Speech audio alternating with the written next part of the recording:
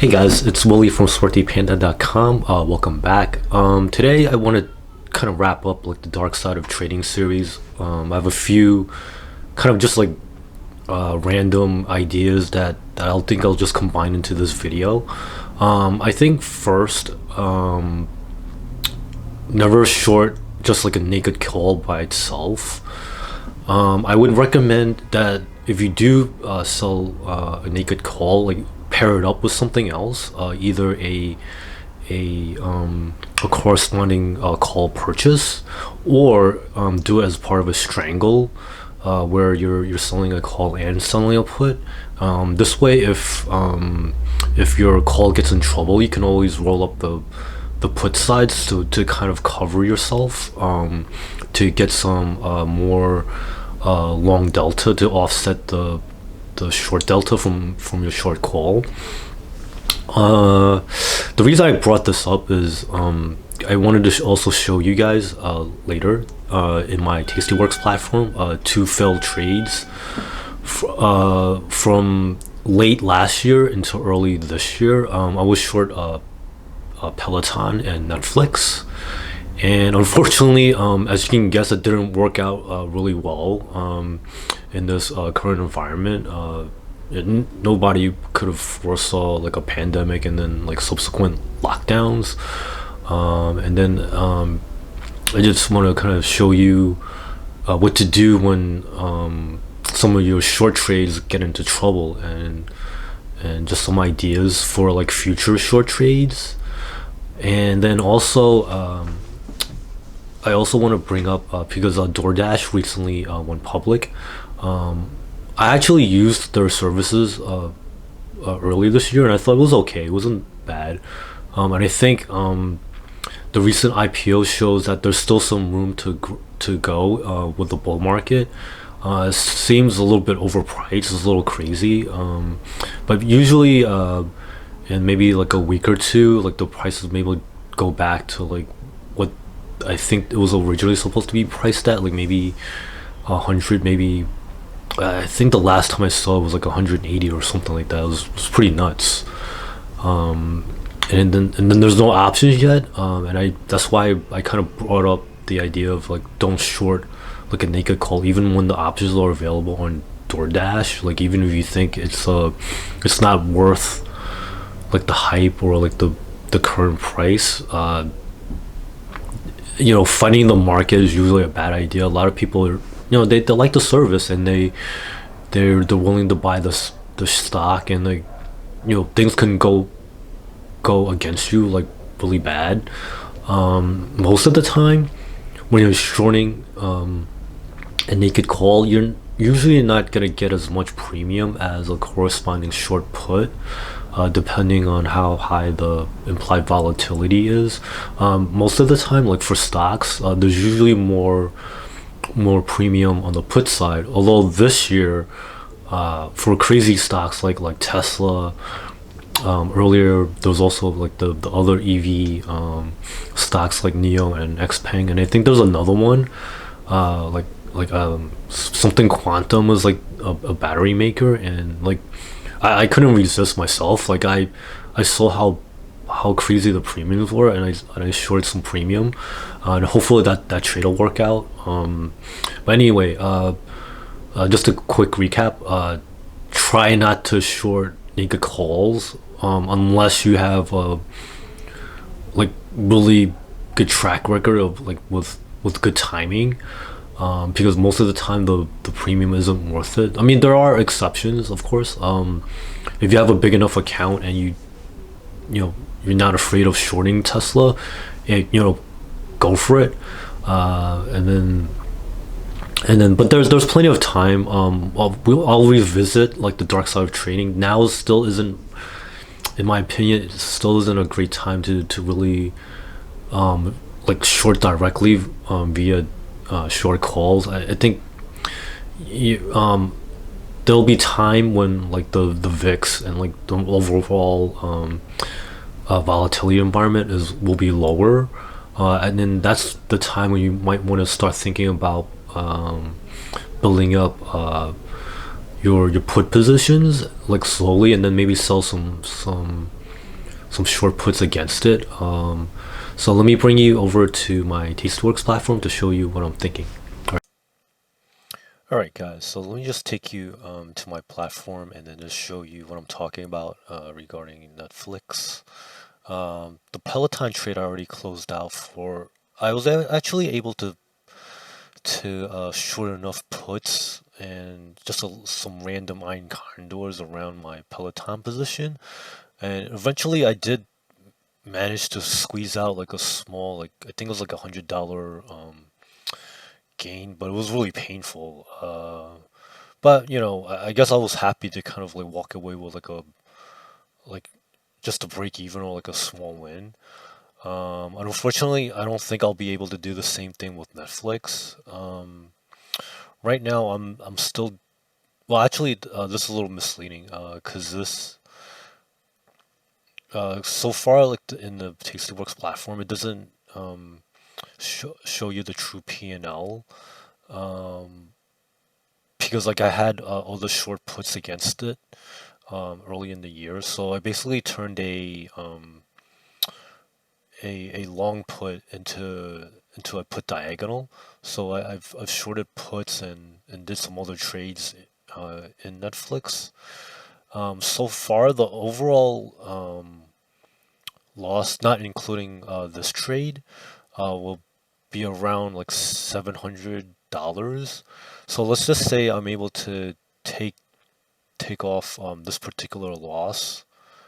I'm sorry, this particular leg of the trade on the put diagonal. So as you can see, there's around 37 days left until um, January of next year's expiration.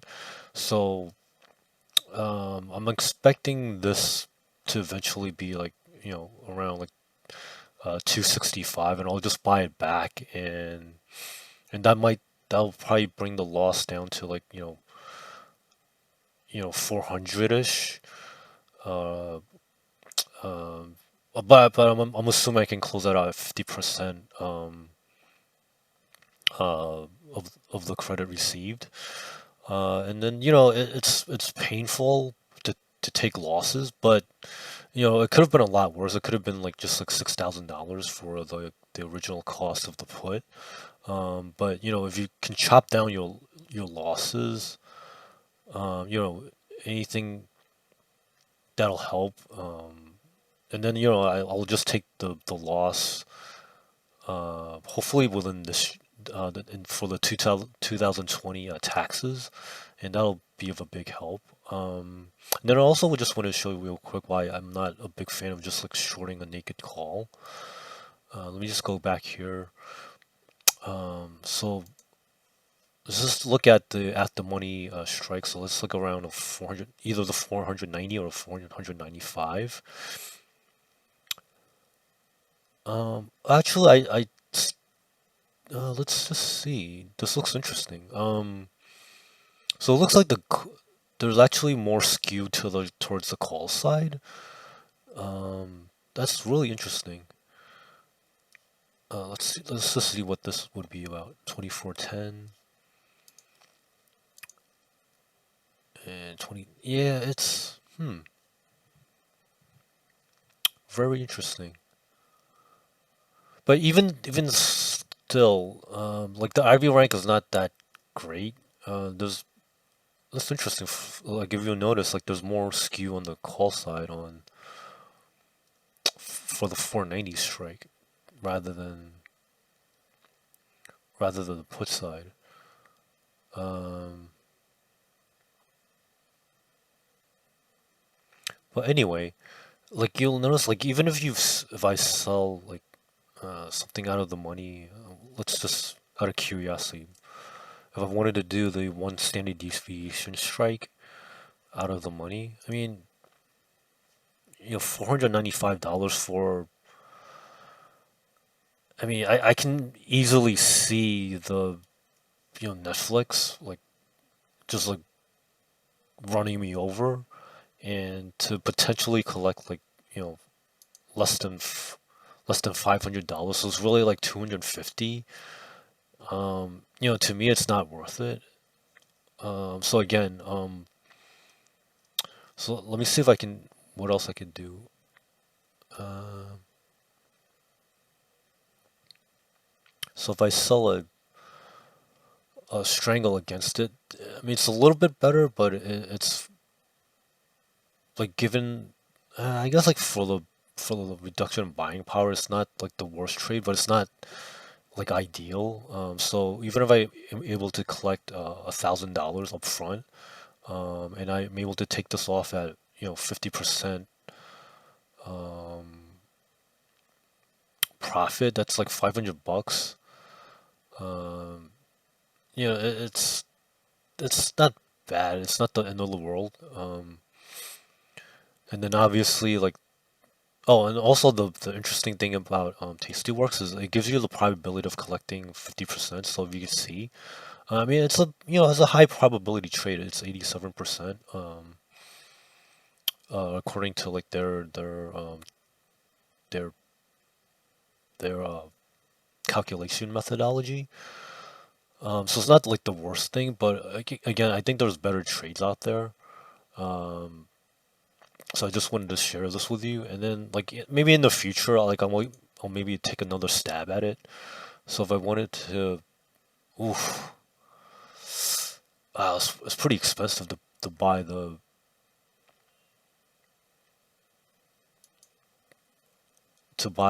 2-year put. So that's like, oh man, it's pretty pricey.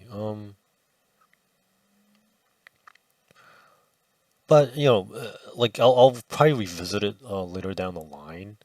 There's always like some opportunity. Like right now, I think Netflix is way too expensive.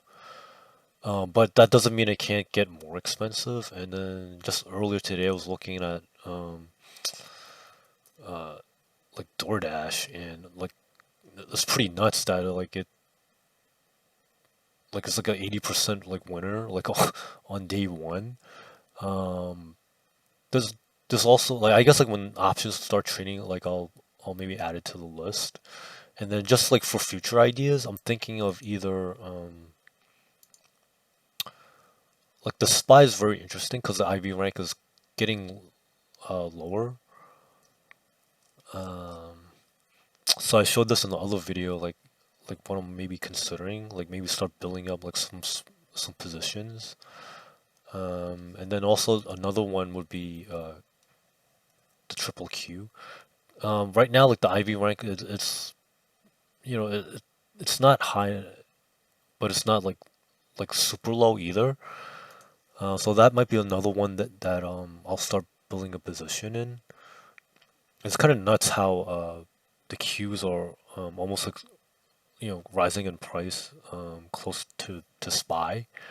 But anyway, it's still too early, I think. But like when the time is when I think the time is right, I'll start making more videos on like the dark side of trading. So like and maybe start doing sharing like my my long put positions or long put diagonals and some other shorting ideas.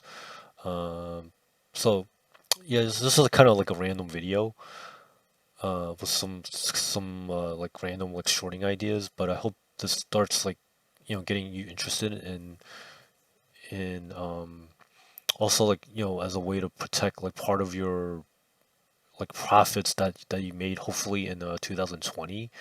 and and what I'm thinking like for example like today like it took a took a decent drop today for the overall markets. So this could be a small taste of things to come. But anyway, if you like this type of content, please consider liking and subscribing, and then let me know what other ideas or topics that you want me to cover in the future, and I'll do my best to make those for you. So thank you and for watching, and have a great one. Bye now.